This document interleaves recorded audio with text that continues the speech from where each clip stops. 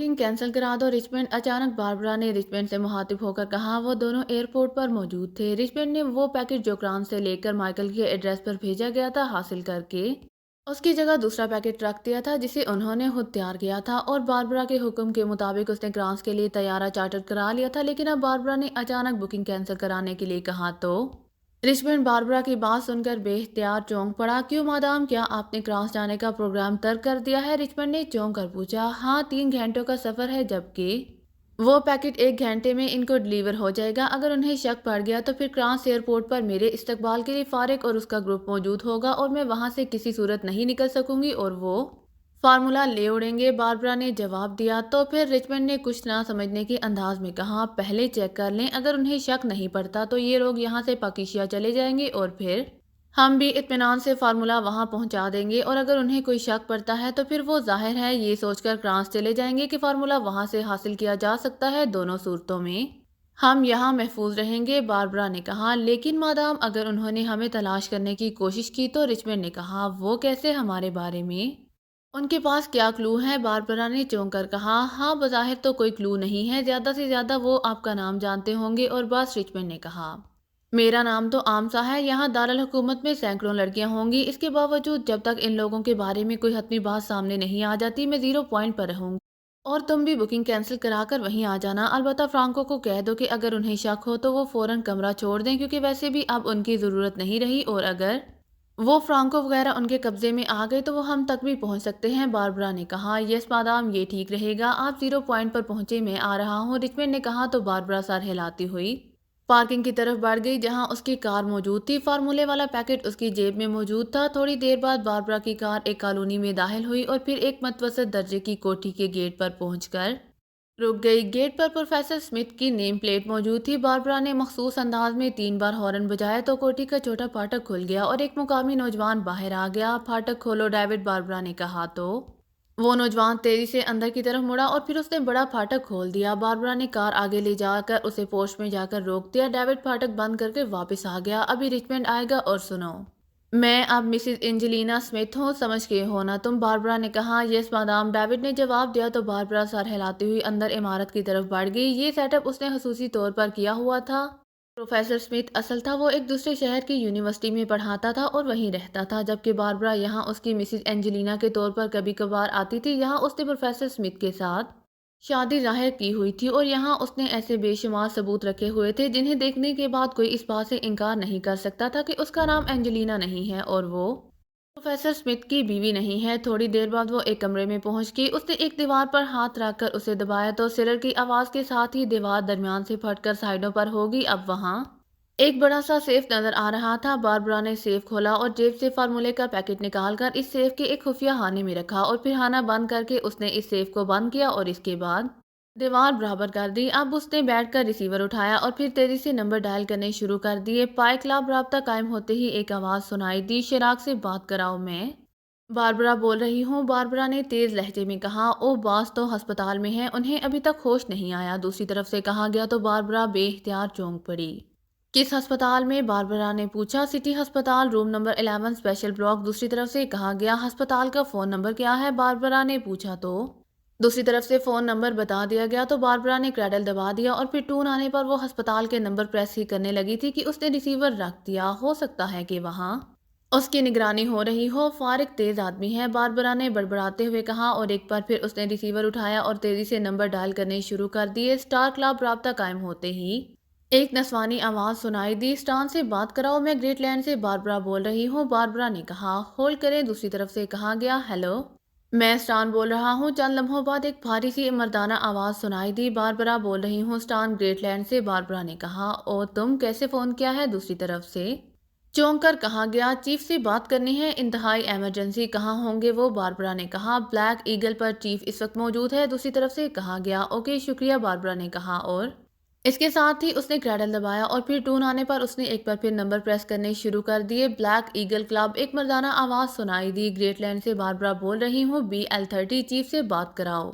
Barbara ने कहा। Hold करें, दूसरी तरफ से कहा गया। हेलो, BL1 अटेंडिंग यू, क्या बात है, क्यों मुझे बराह रास्त कॉल किया है? चंद लम्हों बाद एक भारी और सर्द आवाज सुनाई दी। شراک ہسپتال میں بے ہوش پڑا ہے چیف، اس لیے آپ کو کال کیا ہے، باربرا نے کہا۔ ہاں، مجھے اطلاع ملی ہے کہ اسے کار میں بے ہوش کیا گیا ہے، لیکن کیا ہوا ہے میں تو اس کے ہوش میں آنے کے انتظار میں تھا، چیف نے اس پر نرم لہجے میں کہا۔ تو باربرا نے فارمولا حاصل کرنے سے لے کر اب تک کے سارے واقعات تفصیل سے بتا دیے۔ او تم پاکیشا سیکرٹ سروس سے ٹکرا گئی ہو، او ویری بیڈ۔ یہ تو انتہائی خطرناک لوگ ہیں، دوسری طرف سے کہا گیا۔ ہوں گے خطرناک باس، لیکن باربرا نے انہیں ہر قدم پر شکست دی ہے۔ اب بھی اصل فارمولا میرے پاس موجود ہے، اور سب سے بڑی بات تو یہ ہے کہ انہیں میرے بارے میں کچھ بھی علم نہیں ہے۔ میں نے آپ کو اس لیے کال کیا ہے کہ اب اس فارمولے کو آپ تک کیسے پہنچایا جائے، میں خود آؤں یا کسی کوریئر سروس کے ذریعے بھجواؤں، باربرا نے بڑے فاخرانہ لہجے میں کہا۔ تم اسے فرانس کے سفارت خانے میں تھرڈ سیکرٹری ہائٹ تک پہنچا دو، میں اسے فون کر کے کہہ دیتا ہوں، وہ سفارتی بیگ کے ذریعے اسے یہاں پہنچا دے گا۔ دوسری طرف سے کہا گیا۔ اوکے باس، میں کل صبح فارمولا اس تک پہنچا دوں گی، باربرا نے کہا۔ اور سنو، اب تک انہوں نے تمہارے خلاف اس لیے کام نہیں کیا ہوگا کہ تم نے فارمولا فرانس بھجوایا تھا، لیکن اب اگر انہیں علم ہو گیا کہ فارمولا تمہارے پاس ہے تو وہ تمہارے پیچھے لگ جائیں گے، اس لیے انتہائی محتاط رہنا۔ میں نہیں چاہتا کہ برائٹ ایجنسی ایک ذہین ایجنٹ سے محروم ہو جائے، چیف نے کہا۔ آپ بے فکر رہیں چیف، وہ مجھ تک کسی صورت بھی نہیں پہنچ سکتے، باربرا نے کہا۔ اوکے، کل یہ فارمولا سفارت خانے پہنچا دینا، اس کے بعد تم سیدھی فارغ ہو جاؤ گی، چیف نے کہا، اور اس کے ساتھ ہی رابطہ ختم ہو گیا۔ تو باربرا نے ریسیور رکھ کر اطمینان بھرا طویل سانس لیا۔ اسی لمحے دروازہ کھلا اور رچمنڈ اندر داخل ہوا۔ کیا ہوا؟ تمہارا چہرہ بتا رہا ہے کہ کوئی خاص بات ہو گئی ہے، باربرا نے چونک کر کہا۔ ہاں، عمران اور اس کے ساتھیوں کو فارمولے کے نکلی ہونے کا علم ہو گیا ہے، اور انہیں یہ بھی احساس ہو گیا ہے کہ ان کی فون کالز چیک ہو رہی ہیں، اس لیے فرانکو نے فوراً وہ کمرہ چھوڑ دیا ہے اور وہ اسپیشل پوائنٹ پر چلا گیا ہے۔ اس نے مجھے اطلاع دی ہے، رچمنڈ نے کرسی پر بیٹھتے ہوئے کہا۔ تو پھر کیا ہوا؟ فرانکو کے بارے میں وہ کچھ بھی نہیں جانتے، اور اگر کچھ جانتے بھی ہوں گے تو وہ اس زیرو پوائنٹ کے بارے میں کچھ نہیں جانتے۔ میری ابھی چیف سے بات ہو گئی ہے، چیف نے کہا ہے کہ میں فارمولا کل صبح فرانس کے سفارت خانے کے تھرڈ سیکرٹری ہائٹ تک پہنچا دوں، پھر میں فارغ ہو جاؤں گی، باربرا نے کہا۔ او واقعی یہ بہترین اسکیم ہے، اس طرح واقعی فارمولا وہاں بھی پہنچ جائے گا اور کسی کو معلوم بھی نہیں ہو سکے گا، رچمنڈ نے باربرا کے ساتھ اس بات میں سر ہلاتے ہوئے کہا۔ لیکن مادام، کیوں نہ فارمولا ابھی اس تھرڈ سیکرٹری تک پہنچا دیا جائے تاکہ ہم فارغ ہو جائیں، رچمنڈ نے کہا۔ نہیں، فارمولا یہاں محفوظ رہے گا، اور ویسے بھی میں یہاں انجلینا اسمتھ ہوں، باربرا نہیں ہوں، اس لیے اس روپ میں کوئی بھی مجھے پہچان نہیں سکتا، باربرا نے جواب دیا۔ تو پھر مجھے اجازت ہے، رچمنڈ نے کہا۔ تم نے اب ان لوگوں کی نگرانی کرنی ہے، مجھے یقین ہے کہ یہ لوگ اب ہمیں ٹریس کرنے کی کوشش کریں گے، اور باقی لوگوں کی بات چھوڑو، کسی کو یہ معلوم نہیں ہے کہ میں کہاں ہوں، لیکن تمہیں یہ معلوم ہے، اس لیے اگر یہ لوگ تم تک پہنچ گئے تو پھر آسانی سے مجھ تک پہنچ جائیں گے، باربرا نے کہا۔ مجھ تک وہ کیسے پہنچ سکتے ہیں؟ میرے بارے میں تو انہیں کچھ معلوم نہیں ہے، اور نہ ہی میں اب تک کسی موقع پر اسکرین پر آیا ہوں، رچمنڈ نے جواب دیا۔ یہ انتہائی خطرناک لوگ ہیں، اس لیے کسی بھی صورت تم تک پہنچ سکتے ہیں، اس لیے بہتر یہی ہے کہ جب تک فارمولا تھرڈ سیکرٹری تک نہیں پہنچ جاتا تم بھی یہیں رہو، باربرا نے کہا۔ ٹھیک ہے، جیسے آپ کا حکم، رچمنڈ نے مسکراتے ہوئے کہا۔ تو باربرا اس کے مسکرانے پر بے اختیار ہنس پڑی۔ مجھے معلوم ہے کہ تم کیوں مسکرا رہے ہو، اور جب پروفیسر اسمتھ بھی یہاں موجود نہ ہو تو اس کی بیوی بیچاری اکیلے کیسے رہ سکتی ہے، باربرا نے کہا۔ تو رچمنڈ بے اختیار کھلکھلا کر ہنس پڑا۔ وے برج ایک مضافاتی کالونی تھی، عمران اور اس کے ساتھی سیدھے ٹیکسیوں میں سوار ہو کر ہوٹل سے وے برج پہنچے تھے۔ یہاں پہلے ہی چوک پر انہوں نے ٹیکسیاں چھوڑ دیں اور پھر پیدل آگے بڑھنے لگے۔ سڑک پر کاروں کی اچھی خاصی تعداد رواں دواں تھی، کالونی خاصی گنجان آباد تھی، اور پھر انہوں نے جلد ہی ہارڈ ڈاک لین تلاش کر لی۔ اس میں 12 نمبر کوٹھی کا پھاٹک بند تھا، اور باہر ستون کی نیم پلیٹ پر رچرڈ کی نام کی پلیٹ موجود تھی۔ آؤ سڑک پر چل کر ٹہلتے ہیں، تنویر اور صفدر آ جائیں، اس بارے میں پھر سوچیں گے، عمران نے کہا، اور آگے بڑھ گیا، اور پھر وہ ہارڈ ڈاک لین سے نکل کر مین سڑک پر آ کر ایک سائڈ پر بنے ہوئے چھوٹے سے گارڈن میں ٹہلنے لگے، جیسے وہ اس علاقے کے رہنے والے ہوں اور ویسے ہی چہل قدمی کے لیے ادھر آ نکلے ہوں۔ نیم پلیٹ تو موجود ہے، لیکن فون نمبر کو کیا ہو گیا ہے، جولیا نے کہا۔ میرا خیال ہے عمران صاحب کہ اس نمبر کے فون میں کوئی خصوصی کام دکھایا گیا ہے، کیپٹن شکیل نے کہا۔ وہ کیا؟ عمران نے چونک کر کہا۔ ویسے یہ فون نمبر ایکسچینج سے الاٹ نہیں کیا گیا، لیکن انہوں نے شاید کوئی نہ کوئی چکر کھیل کر اپنے نئے ورکنگ آرڈر پر رکھا ہوا ہے۔ پاکیشا میں میرے ایک دوست کے ساتھ تکنیکی طور پر خود بخود ایسا ہو گیا تھا کہ جب فون نمبر ملایا جاتا تو یہی ٹیپ چل پڑتی کہ یہ نمبر کسی کے استعمال میں نہیں ہے، لیکن جب اس کے فون کرنے سے پہلے حرف کو ڈبل پریس کیا جاتا تو فون کال مل جاتی تھی۔ میرا خیال ہے کہ یہاں بھی کوئی ایسا ہی تکنیکی کھیل جان بوجھ کر کھیلا گیا ہے، کیپٹن شکیل نے کہا۔ ایسا بھی ہو سکتا ہے، بہرحال ابھی معلوم ہو جائے گا، عمران نے کہا، اور پھر تھوڑی دیر بعد انہیں صفدر اور تنویر دونوں ایک طرف سے آتے ہوئے دکھائی دیے۔ ہماری ٹیکسی ٹریفک جام میں پھنس گئی تھی، اس لیے ہمیں آنے میں تھوڑی دیر ہو گئی، صفدر نے قریب آ کر کہا۔ ایسا ہے کہ تم سب یہیں ٹھہرو، میں اور جولیا جاتے ہیں اور ضرورت پڑنے پر تمہیں کال کر لیا جائے گا۔ صفدر، وہ کارڈ مجھے دے دو جو فلیٹ کی تلاشی کے دوران تمہیں ملا تھا، عمران نے کہا تو صفدر نے جیب سے ایک کارڈ نکال کر عمران کی طرف بڑھا دیا۔ عمران نے ایک نظر کارڈ کو دیکھا اور پھر اسے جیب میں ڈال لیا۔ اگر صرف تم دونوں نے ہی جانا تھا تو پھر اس ساری فوج کو لے کر آنے کی کیا ضرورت تھی؟ تنویر نے منہ بناتے ہوئے کہا۔ فوج تو سرحدوں پر رہتی ہی ہے، البتہ ہر اول دستہ پہلے جاتا ہے، عمران نے مسکراتے ہوئے کہا، اور پھر وہ آگے بڑھ گیا۔ جولیا خاموشی سے اس کے پیچھے چلتی ہوئی سڑک کراس کر کے دوسری لین کی طرف بڑھنے لگی۔ عمران نے کوٹھی کے گیٹ پر پہنچ کر بیل کا بٹن پریس کر دیا۔ چند لمحوں بعد چھوٹا سا پھاٹک کھلا اور نوجوان باہر آ گیا۔ جی فرمائیے، اس نے حیرت سے عمران اور جولیا کو دیکھتے ہوئے کہا۔ مسٹر ڈیسن ریچرڈ سے کہو کہ کران سے رابرٹ اور ماریا آئے ہیں، عمران نے کرانسی لہجے میں بات کرتے ہوئے کہا۔ او اچھا، آئیں، اندر آ جائیں، نوجوان نے چونک کر کہا اور واپس مڑ کر اندر چلا گیا تو عمران اور جولیا بھی اس کے پیچھے اندر داخل ہو گئے۔ صاحب طویل عرصے سے بیمار ہیں، ان کی ٹانگوں پر فالش ہے، اس لیے آپ کو ان کے کمرے تک خود جانا ہوگا، نوجوان نے پھاٹک بند کر کے مڑتے ہوئے عمران اور جولیا سے کہا۔ اور ٹھیک ہے، ہم مل لیں گے، عمران نے چونک کر کہا۔ ویسے اس کے چہرے پر حیرت کے تاثرات ابھر آئے تھے۔ کیا مسٹر ڈیسن یہاں اکیلے رہتے ہیں؟ عمران نے کوٹھی کی اندرونی سمت کی طرف بڑھتے ہوئے کہا۔ میں ان کے ساتھ رہتا ہوں، ان کے بچے کراس میں رہتے ہیں، نوجوان نے جواب دیا۔ تمہارا کیا نام ہے؟ عمران نے پوچھا۔ جی میرا نام ڈاگر ہے، نوجوان نے جواب دیا۔ آپ یہاں رکیں، میں صاحب کو اطلاع کر دوں، ڈاگر نے برآمدے میں پہنچ کر کہا اور تیزی سے سامنے موجود راہداری میں داخل ہو گیا۔ عمران اور جولیا وہاں رک گئے۔ یہ کوئی ڈرامہ تو نہیں ہے؟ جولیا نے کہا۔ دیکھو ابھی معلوم ہو جائے گا، عمران نے کہا۔ آئیے جناب، تھوڑی دیر بعد ڈاگر نے واپس آ کر کہا اور پھر وہ مڑ کر راہداری کی طرف چلا گیا۔ عمران اور جولیا اس کے پیچھے چلتے ہوئے راہداری کے آخر میں موجود ایک کھلے دروازے کے کمرے میں داخل ہوئے۔ وہاں ایک کرسی پر ایک بوڑھا آدمی بیٹھا ہوا تھا، اس کے چہرے سے ہی ظاہر ہوتا تھا کہ وہ طویل عرصے سے بیمار ہے۔ مم مجھے معاف کر دیجیے، میں آپ کا استقبال کھڑے ہو کر نہیں کر سکتا، اس آدمی نے بڑے بے چارگی بھرے لہجے میں کہا۔ کوئی بات نہیں جناب، آپ سے ملاقات ہی ہمارے لیے باعث فخر ہے۔ میرا نام رابرٹ ہے اور یہ میری ساتھی ہے مارگریٹ، عمران نے آگے بڑھ کر بوڑھے سے مصافحہ کرتے ہوئے کہا۔ آپ پہلی بار تشریف لائے ہیں، میں تو آپ سے واقف ہی نہیں ہوں، لیکن آپ میرے معزز مہمان ہیں، مجھے بتائیں میں آپ کی کیا خدمت کر سکتا ہوں؟ بوڑھے نے کہا۔ اسی لمحے ملازم اندر داخل ہوا، اس نے شراب کی بوتل اور 2 جام ٹرے میں رکھے ہوئے تھے۔ سوری، ہم اس وقت شراب نہیں پیتے۔ آپ کا شکریہ، عمران نے کہا۔ اور کیا حاضر کروں؟ ڈاگر نے حیرت بھرے لہجے میں کہا۔ کچھ نہیں، آپ جائیں، عمران نے کہا تو ملازم سر ہلاتا ہوا واپس چلا گیا۔ مسٹر ڈیسن ریچرڈ، آپ کا فون کام کر رہا ہے، عمران نے بوڑھے سے مخاطب ہو کر کہا تو بوڑھے نے بے اختیار ایک طویل سانس لیا۔ اس کے چہرے پر چھائی ہوئی بے چارگی پہلے سے کہیں زیادہ ہو گئی تھی۔ اب کیا بتاؤں، اچھا نہیں لگتا کہ میں اپنے حالات سے آپ کو واقف کرتا رہوں۔ میں ریلوے میں آفیسر رہا ہوں، اب پینشن پر گزارا کر رہا ہوں اور میری بیماری ایسی ہے کہ میری پینشن ملازم کی تنخواہ اور میرے علاج میں ہی پوری ہو جاتی ہے۔ گو ریلوے سے مجھے مفت علاج کی سہولت حاصل ہے، لیکن جب تک 2-4 خاص قسم کی ادویات استعمال نہ کی جائیں مجھ سے اٹھ کر بیٹھنا 2 بار ہو جاتا ہے، اور یہ بات ریلوے کے شیڈول میں شامل نہیں ہے، اس لیے وہ مجھے اسٹور سے خریدنا پڑتی ہیں۔ ان حالات میں فون کا بل کیسے ادا کر سکتا ہوں؟ بوڑھے نے کہا تو عمران نے بے اختیار ایک طویل سانس لیا۔ آپ کسی فرانکو کو جانتے ہیں؟ عمران نے کہا۔ فرانکو؟ نہیں، اس نام کا کوئی آدمی میرا واقف نہیں ہے، ڈیسن نے جواب دیا۔ یہ شخص اسپارک کلب میں ملازم ہے اور سلاٹ پلازا کے ایک فلیٹ میں رہتا ہے، عمران نے کہا تو بوڑھا بے اختیار چونک پڑا۔ او ہاں، مجھے یاد آ گیا، اسپارک کلب اور سلاٹ پلازا کی نشانی سے مجھے یاد آ گیا ہے، مجھے کسی سے معلوم ہوا تھا کہ فرانکو کے تعلقات محکمہ صحت کے بڑے بڑے افسروں سے ہیں، چنانچہ کچھ سال پہلے میں اسپارک کلب میں اس سے ملا تھا اور میں نے اس سے درخواست کی تھی کہ وہ میرا کیس مفت علاج کے لیے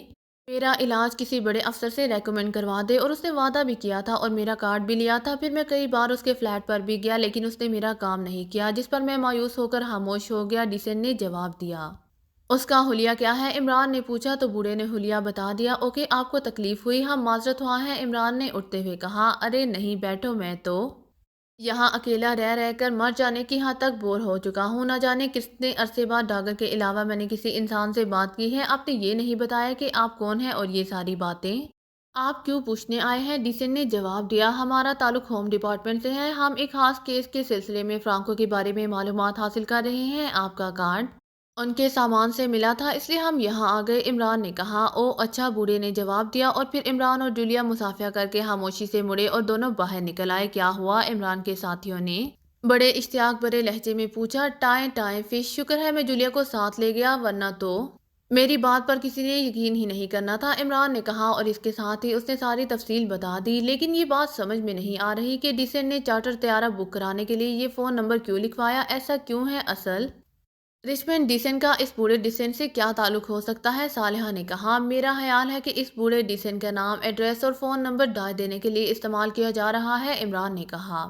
ایسا نہ ہو کہ یہ بوڑھا ڈرامہ کر رہا ہو؟ صفدر نے کہا، نہیں، میں نے چیک کیا ہے، وہ واقعی بیمار ہے اور مفلوج بھی۔ عمران نے جواب دیا تو سب نے اس بات میں سر ہلا دیا۔ تو پھر اب کیا کرنا ہے؟ فارمولا بھی ہاتھ سے گیا اور کسی کا پتہ بھی نہیں چل رہا۔ جولیا نے منہ بناتے ہوئے کہا، ہاں، اس وقت تو واقعی پوزیشن ایسی ہی ہے۔ عمران نے جواب دیا، لیکن اس سے پہلے کہ کوئی اس کی بات کا جواب دیتا، عمران ہوتے ہی چونک پڑا۔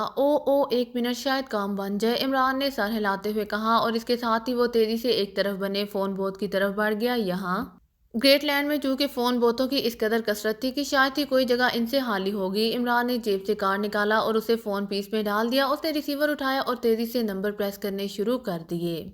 ریورس کلاب رابطہ قائم ہوتے ہی ایک نسوانی آواز سنائی دی، گریٹ لینڈ سے مائیکل بول رہا ہوں، فارق سے بات کرائیں۔ عمران نے کہا، وہ اپنی رہائش گاہ پر جا چکے ہیں، ان کا نمبر نوٹ کر لیں، دوسری طرف سے کہا گیا، اور ساتھ ہی فون نمبر بتا دیا گیا۔ عمران نے اوکے کہہ کر رابطہ ختم کیا اور پھر کارڈ کو مزید آگے دھکیل کر اس نے ایک پر پھر نمبر پریس کرنے شروع کر دیے۔ یس، فارق بول رہا ہوں۔ چند لمحوں بعد فارق کی آواز سنائی دی، مائیکل بول رہا ہوں، فارق۔ عمران نے کہا، آپ فرمائیے، دوسری طرف سے چونک کر کہا گیا۔ شراک کو ہوش آ گیا ہے یا نہیں؟ عمران نے پوچھا۔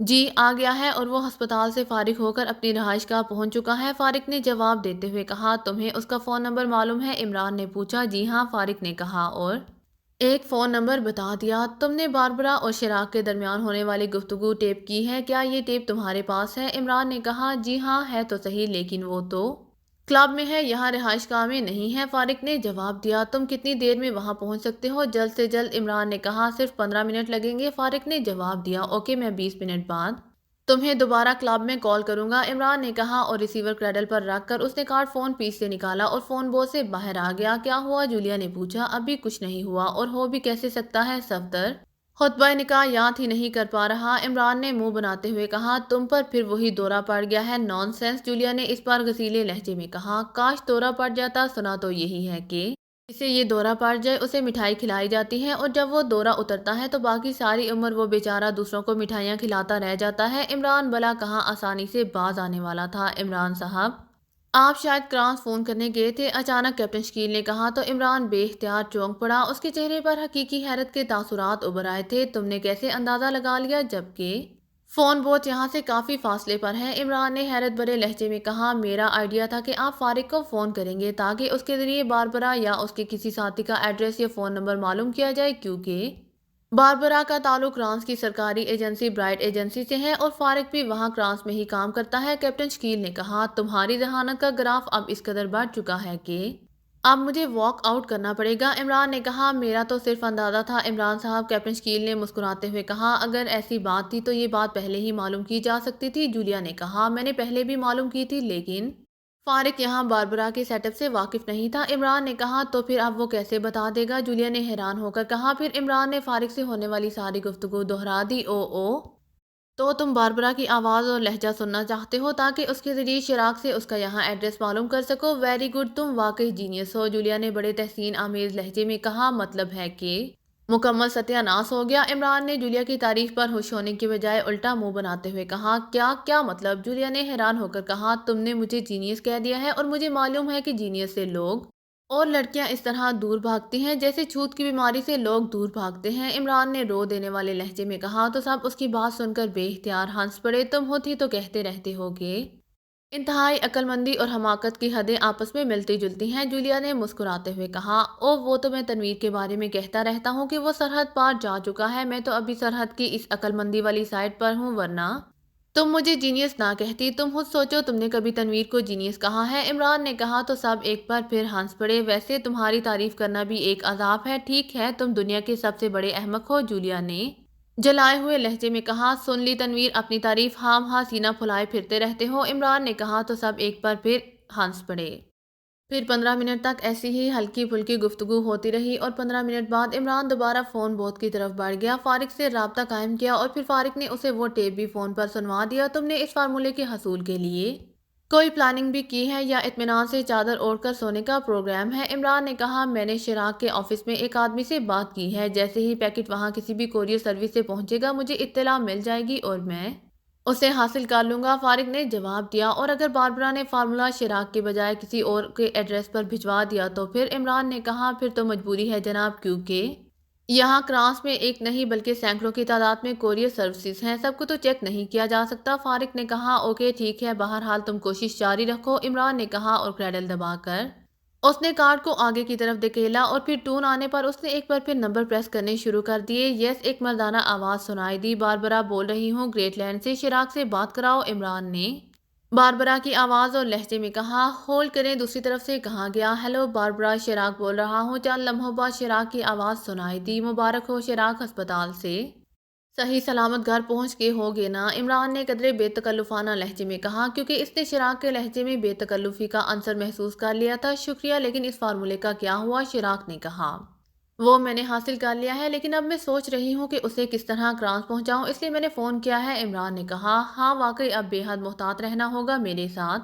جو کچھ ہوا ہے اس سے پتہ چلتا ہے کہ یہ لوگ بے حد تیز اور چالاک ہیں۔ میرا خیال ہے کہ تم ایسا کرو کہ رچمنڈ کے ہاتھ یہ فارمولا بھجوا دو۔ یہاں فارق بھی رچمنڈ کو نہیں جانتا، اس لیے اسے کوئی چیک نہیں کر سکے گا۔ شراک نے کہا، مجھے بھی وہ نہیں جانتے، میں سوچ رہی تھی کہ خود ہی طیارہ چارٹر کرا کر کرانس آ جاؤں۔ میں نے طیارہ بک بھی کرایا تھا، لیکن پھر یہ سوچ کر کینسل کرا دیا کہ کہیں انہیں بھی اطلاع نہ مل جائے۔ اب بھی میں چھپی ہوئی ہوں کیونکہ انہیں یہ معلوم ہو چکا ہے کہ فارمولا ہاتھ سے نکل چکا ہے۔ حالانکہ میں نے کوشش کی تھی کہ جعلی فارمولا ان تک پہنچا دوں، لیکن بات نہیں بنی۔ عمران نے بات کو آگے بڑھاتے ہوئے کہا، پھر تو تم 0 پوائنٹ پر چھپی ہوئی ہوگی، ویسے وہ انتہائی محفوظ جگہ ہے۔ دوسری طرف سے کہا گیا، ہاں ہے تو صحیح، لیکن پھر بھی مجھے خطرہ لاحق ہے۔ عمران نے کہا، ارے نہیں، وہاں کیا خطرہ ہو سکتا ہے؟ پروفیسر اسمتھ کی بیوی اینجلا کو یہاں انہوں نے کیا کہنا ہے؟ شراک نے ہنستے ہوئے کہا، یہ لوگ انتہائی شاطر ہیں شراک، انتہائی شاطر، اس سے پہلے میرا ایسے لوگوں سے واسطہ نہیں پڑا تھا۔ عمران نے کہا، تم بے فکر رہو، وہ بیچارے چاہے کتنے ہی شاطر کیوں نہ ہو، بہرحال باربرا کو ہی تلاش کریں گے، اینجلا کو نہیں۔ شراک نے کہا، ٹھیک ہے، اب مجھے حوصلہ ہو گیا ہے، لیکن اگر انہوں نے کسی طرح تلاش کر لیا تھا واقعی مسئلہ بن جائے گا۔ عمران نے کہا، تم ان کی نگرانی نہیں کرا رہی؟ شراک نے کہا، نگرانی کرانے پر تو ساری باتوں کا علم ہوا تھا، لیکن پھر انہیں نگرانی کا علم ہو گیا، اس لیے میں نے نگرانی ہٹا لی ہے، ورنہ ایک آدمی بھی ان کے ہاتھ لگ جاتا تو وہ آسانی سے مجھ تک پہنچ جاتے۔ عمران نے کہا، رچمنڈ کو کہہ دو کہ وہ نگرانی کرائے، لیکن مجھے معلوم ہے کہ تم اکیلی 0 پوائنٹ پر نہیں رہ سکتی، لازماً رچمنڈ کو بھی وہاں تم نے رکھا ہوا ہوگا۔ شراک نے بڑے شرارت بھرے لہجے میں کہا، ارے ارے، ایسی بات نہیں ہے، رچمنڈ کو تو اس کالونی کا علم بھی نہیں ہوگا۔ عمران نے کہا، کیا کہہ رہی ہو؟ اور وہ بھی مجھ سے کہہ رہی ہو، جبکہ مجھے معلوم ہے کہ ریجنٹ کالونی کی یہ پروفیسر اسمتھ والی کوٹھی کا سارا پلان ہی رچمنڈ کا ہے، تم نے خود مجھے بتایا تھا۔ دوسری طرف سے کہا گیا، بہرحال چھوڑو اس بات کو، میرا خیال ہے کہ کل خود میں کرانس آ جاؤں۔ عمران نے کہا، جیسے مناسب سمجھو کرو، لیکن ہر لحاظ سے محتاط رہنا۔ دوسری طرف سے کہا گیا، اوکے ٹھیک ہے، گڈ بائے، عمران نے کہا، اور ریسیور رکھ کر اس نے کارڈ نکال کر اسے واپس جیب میں ڈال لیا۔ اس کے چہرے پر کامیابی کی چمک موجود تھی۔ وہ فون بوتھ سے باہر آ گیا۔ کوئی بات بنی؟ عمران صاحب، صفدر نے کہا، ہاں، ایک 0 پوائنٹ سامنے آیا ہے اور یہ ریجنٹ کالونی میں ہے اور کسی پروفیسر اسمتھ کے نام سے ہے۔ باربرا وہاں پروفیسر اسمتھ کی بیوی اینجلا کے روپ میں کیموفلاج بنی ہوئی بیٹھی ہے، ہو سکتا ہے کہ وہ اب بھی وہاں ہو، اور اگر وہاں نہ بھی ہوئی تو وہاں سے بہرحال اس کے بارے میں معلومات مل جائیں گی۔ عمران نے کہا تو سب نے اس بات میں سر ہلا دیے اور تھوڑی دیر بعد وہ سب ایک بار پھر ٹیکسیوں میں سوار ریجنٹ کالونی کی طرف بڑھے چلے جا رہے تھے۔ باربرا اور رچمنڈ دونوں کمروں میں صوفوں پر بیٹھے شراب پینے میں مصروف تھے۔ کیا بات ہے، آج تمہارا سونے کو جی نہیں جا رہا؟ رچمنڈ نے کہا، میرے دل میں بے چینی اور اضطراب اس قدر ہے رچمنڈ کے کچھ سمجھ نہیں آ رہی، مجھے یوں محسوس ہو رہا ہے کہ جیسے یقینی خطرہ تیزی سے میری طرف بڑھ رہا ہو۔ باربرا نے انتہائی جیدہ لہجے میں کہا، لیکن کیسے؟ یہاں کے بارے میں اول تو سوائے تمہارے اور میرے کسی کو علم نہیں ہے، اور اگر علم ہو بھی جائے تو تم یہاں مسز اینجلا ہو، باربرا تو نہیں ہو، ڈیسن نے جواب دیا۔ بہرحال کچھ بھی ہو، بہرحال ہمیں یہاں سے جانا ہوگا، میں یہاں نہیں رہ سکتی۔ باربرا نے یکلہت اٹھ کر کھڑے ہوتے ہوئے کہا، کہاں جانا چاہتی ہو رچمنڈ؟ ڈیسن نے حیرت بھرے لہجے میں کہا، میرا خیال ہے کہ تمہارے فلیٹ پر چلا جائے۔ باربرا نے کہا تو رچمنڈ کا چہرہ بے اختیار کھل اٹھا۔ ٹھیک ہے، وہاں بھی ہم محفوظ رہیں گے، رچمنڈ نے جواب دیا تو باربرا سر ہلاتی ہوئی بیرونی دروازے کی طرف بڑھ گئی۔ رچمنڈ اس کے پیچھے تھا۔ سنو ڈیوڈ، ہم جا رہے ہیں، اگر کوئی یہاں آئے تو تم نے انہیں یہی بتانا ہے کہ اینجلا کئی روز سے گئی ہوئی ہے، ہمارے بارے میں کسی کو کچھ نہیں بتانا، باربرا نے ڈیوڈ کو بلا کر اسے سمجھاتے ہوئے کہا۔ یس مادام، ڈیوڈ نے کہا تو باربرا باہر موجود اپنی کار کی طرف بڑھ گئی۔ تم اپنی کار میں آؤ گے رچمنڈ، یہاں اسے نہیں چھوڑا جا سکتا، باربرا نے کہا۔ ہاں، رچمنڈ نے کہا، اور تھوڑی دیر بعد دو کاریں یک کے بعد دیگرے کوٹھی سے نکلیں اور دائیں طرف کو مڑ کر آگے بڑھتی چلی گئیں۔ رچمنڈ کی رہائش گاہ گین روڈ پر اسکوائر پلازا میں تھی۔ تھوڑی دیر بعد دونوں کاریں پلازا کی وسیع و عریض پارکنگ میں پہنچ کر رک گئیں۔ باربرا اور رچمنڈ دونوں نیچے اترے اور آگے بڑھتے چلے گئے۔ ہم نے سائٹ پر موجود سیڑھیوں سے اوپر جانا ہے رچمنڈ، لفٹ استعمال نہیں کرنی، باربرا نے کہا۔ وہ کیوں؟ رچمنڈ نے چونک کر حیرت بھرے لہجے میں کہا۔ اس لیے کہ اس طرح ہم استقبالیہ کی نظروں میں آئے بغیر فلیٹ تک پہنچ جائیں گے، باربرا نے کہا۔ او، آپ کا مطلب ہے کہ وہ لوگ یہاں بھی پہنچ سکتے ہیں؟ ایسا ممکن ہی نہیں ہے مادام، رچمنڈ نے ایک طویل سانس لیتے ہوئے کہا۔ تم اسے نہیں سمجھ سکو گے رچمنڈ، جب تک میں فارمولا تھرڈ سیکرٹری کے حوالے نہیں کروں گی مجھے چین نہیں آئے گا۔ جو لوگ پاکیشا سے یہاں فارمولا حاصل کرنے آئے ہیں وہ خاموشی سے بیٹھ تو نہیں جائیں گے، اور سیکرٹ ایجنٹوں کے پاس کسی کو ٹریس کرنے کے ہزاروں راستے ہوتے ہیں، باربرا نے کہا۔ ٹھیک ہے، آپ کے اطمینان کے لیے ایسے ہی صحیح، رچمنڈ ڈیسن نے کہا، اور پھر وہ سائڈ سیڑھیاں چڑھتے ہوئے تیسری منزل پر پہنچ گئے۔ رچمنڈ نے اپنے فلیٹ کا دروازہ کھولا اور جب بلب جلا دیا تو باربرا اندر داخل ہوئی، اس کے پیچھے ڈیسن بھی اندر داخل ہوا اور پھر اس نے دروازہ لاک کر دیا۔ اب آپ بالکل مطمئن ہو جائیں مادام، یہاں کوئی نہیں پہنچ سکتا، ڈیسن نے مسکراتے ہوئے کہا۔ تمہارے نام کی پلیٹ تو باہر موجود نہیں، باربرا نے چونک کر کہا۔ او نہیں مادام، یہ فلیٹ تو میرے نام سے بک ہی نہیں ہے، یہاں میرا نام ڈیسن رچمنڈ نہیں ہے بلکہ راگ ہے۔ عام ایڈریس اور فون نمبر تو میں بوڑھے ڈیسن رچرڈ کا استعمال کرتا ہوں، یہاں کے بارے میں تو سوائے میرے اور میرے اپنے آدمیوں کے اور کسی کو بھی معلوم نہیں ہے، ڈیسن نے کہا۔ تو باربرا نے اطمینان بھرے انداز میں سر ہلا دیا۔ ڈیسن نے شراب کی بوتل نکالی اور ایک پر پھر دونوں شراب نوشی میں مصروف ہو گئے۔ وہ فارمولا آپ کے پاس ہے نا مادام؟ اچانک رچمنڈ نے پوچھا۔ نہیں، وہ میں نے ایک ایسی جگہ پر محفوظ کر دیا ہے کہ کسی کو اس کا علم نہیں ہو سکتا، باربرا نے جواب دیا۔ تو رچمنڈ نے ایک بار پھر اس بات میں سر ہلا دیا۔ تھوڑی دیر تک شراب نوشی کرنے کے بعد باربرا اٹھ کھڑی ہوئی، اس کی آنکھیں سرخ ہو رہی تھیں۔ میں اب سونے جا رہی ہوں، اور سنو، آج تم علیحدہ کمرے میں سو گے، باربرا نے کہا اور تیزی سے مڑ کر ایک کمرے کی طرف بڑھ گئی۔ تو ڈیسن نے بے اختیار ایک طویل سانس لیا، ظاہر ہے باربرا اس کی انچارج تھی اس لیے وہ اسے کچھ بھی نہیں کہہ سکتا تھا۔ پھر تھوڑی دیر بعد وہ اٹھا اور دوسرے بیڈ روم کی طرف بڑھ گیا۔ تھوڑی دیر بعد وہ بیڈ پر گہری نیند سو چکا تھا، لیکن پھر اچانک کال بیل کی تیز آواز اس کے کانوں میں پڑی تو وہ بے اختیار اچھل پڑا۔ اس نے جلدی سے بیڈ پر موجود ٹیبل لیمپ جلائے تو اس کی نظریں کلاک پر جم سی گئیں، وقت بتا رہا تھا کہ اس کو سوئے ہوئے کچھ زیادہ وقت نہیں گزرا تھا۔ اسی لمحے کال بیل کی آواز ایک بار پھر سنائی دی۔ اس وقت کون آ گیا؟ ڈیسن نے چونک کر کہا اور بستر سے اٹھا اور وہ کمرے سے باہر نکلا اور سیدھا بیرونی دروازے کی طرف بڑھتا چلا گیا۔ کون ہے؟ اس نے ڈور فون کا بٹن پریس کر کے پوچھا۔ پولیس، دروازہ کھولو، ریسیور سے ایک بھاری اور قدرے کرخ سی آواز سنائی دی۔ پولیس؟ اس وقت کیا مطلب؟ ڈیسن نے بڑبڑاتے ہوئے کہا۔ نائٹ مینیجر کو ساتھ لے کر آؤ، تب دروازہ کھولوں گا، ڈیسن نے کہا۔ اسی لمحے اسے اپنے عقب میں آہٹ محسوس ہوئی تو اس نے دیکھا تو باربرا ہاتھ میں مشین پسٹل پکڑے کھڑی تھی، اس کے چہرے پر شدید پریشانی کے تاثرات نمایاں تھے۔ میں نائٹ مینیجر بول رہا ہوں، مرفی، مسٹر راگ دروازہ کھول دیں۔ دوسرے لمحے مینیجر کی آواز سنائی دی۔ یہ واقعی مرفی کی آواز ہے، ڈیسن نے کہا، اور پھر اس نے آگے بڑھ کر دروازہ کھول دیا۔ باہر دو پولیس آفیسر اور ایک مقامی لباس میں ملبوس آدمی موجود تھا۔ ہم تکلیف دینے کی معذرت چاہتے ہیں، دوسری منزل میں ایک قتل ہو گیا ہے اور قاتل تیسری منزل پر آیا ہوا ہے، اس لیے ہم نے تلاشی لینی ہے، ایک پولیس آفیسر نے اندر آتے ہوئے کہا۔ ٹھیک ہے، لے لیں تلاشی، ڈیسن نے ایک طرف ہٹتے ہوئے کہا۔ تو دونوں پولیس آفیسر اندر چلے گئے۔ سوری جناب، آپ کو تکلیف ہوئی، اب آپ کوئی بات نہیں، پولیس سے تعاون تو ہمارا فرض ہے، رچمنڈ نے جواب دیا۔ تو پولیس آفیسرز اور نائٹ مینیجر سب باہر چلے گئے۔ ڈیسن نے دروازہ بند کر کے اسے لاک کر دیا۔ میں تو واقعی ڈر گئی تھی، باربرا نے مسکراتے ہوئے کہا۔ میں خود پریشان ہو گیا تھا کہ اس وقت یہاں کون آیا ہے، ڈیسن نے جواب دیتے ہوئے کہا۔ تو باربرا نے بھی اس بات میں سر ہلا دیا، اور پھر ڈیسن نے الماری سے شراب کی بوتل اور گلاس نکالے اور دونوں شراب پینے میں مصروف ہو گئے، کیونکہ اب ظاہر ہے کہ نیند حرام ہو جانے کے بعد دوبارہ آسانی سے نیند نہیں آ سکتی تھی۔ ہم ہاں ہی ڈر رہے ہیں، ڈیسن آؤ چل کر سوئیں، اچانک باربرا نے کہا۔ تو ڈیسن بے اختیار مسکرا دیا۔ یس مادام، اب یہاں کوئی نہیں آ سکتا، رچمنڈ نے انتہائی محبت بھرے لہجے میں کہا، اور وہ دونوں اس پر ایک ہی بیڈ روم کی طرف بڑھ گئے، لیکن ابھی وہ اندر جا کر بیٹھے ہی تھے کہ کال بیل کی آواز ایک بار پھر سنائی دی۔ او، اب کیا ہو گیا ہے؟ نان سینس، رچمنڈ نے انتہائی جلائے ہوئے لہجے میں کہا اور کمرے سے نکل کر بیرونی دروازے کی طرف بڑھ گیا۔ کون ہے؟ اس نے ڈور فون کا بٹن پریس کرتے ہوئے کہا۔ پولیس، دروازہ کھولو، باہر سے بھاری آواز سنائی دی۔ اب کیا ہو گیا ہے؟ ابھی تو آپ چیک کر کے گئے ہیں، رچمنڈ نے اس بار قدرے گسیلے لہجے میں کہا۔ سوری، ایک اور پوائنٹ پر آپ سے بات کرنی ہے، دوسری طرف سے کہا گیا۔ تو رچمنڈ نے ہونٹ چباتے ہوئے دروازے کا لاک ہٹا دیا، پھر دروازہ کھلتے ہی کسی نے اسے پیچھے دھکیلا اور اس کے منہ سے بے احتیاط چیخ سی نکل گئی۔ اگر آپ کو میری ویڈیو پسند آئے تو please like, share and subscribe کرنا مت بھولیے گا۔ جزاک اللہ۔